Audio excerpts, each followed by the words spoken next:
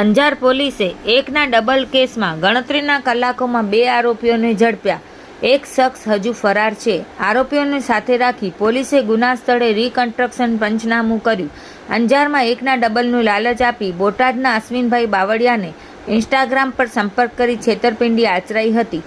આરોપીઓએ પહેલા સાચી નોટો બતાવી વિશ્વાસ જીત્યો. પછી ડીલ વખતે 2.5 લાખ ભરેલી બેગ બળજબરીથી લઈ નકલી નોટો ભરેલી બેગ પાડી દીધી હતી. ફરિયાદના આધારે અંજાર પોલીસે સબીર હુસેન, સાહિબશા શેખ અને રમજાન સાલેમ અહમદ કકલ જયેશભાઈનું ખોટું નામ ધારણ કરનારની ધરપકડ કરી છે. આરોપીઓને સાથે રાખી ગુના સ્થળે રિકન્સ્ટ્રક્શન પંચનામું કરવામાં આવ્યું છે. મુખ્ય આરોપી સબીર ઉર્ફે પીચુ સુલતાન શાહ શેખ સાગરભાઈનું ખોટું નામ ધારણ કરનાર હજુ ફરાર હોવાનું પોલીસે જણાવ્યું છે.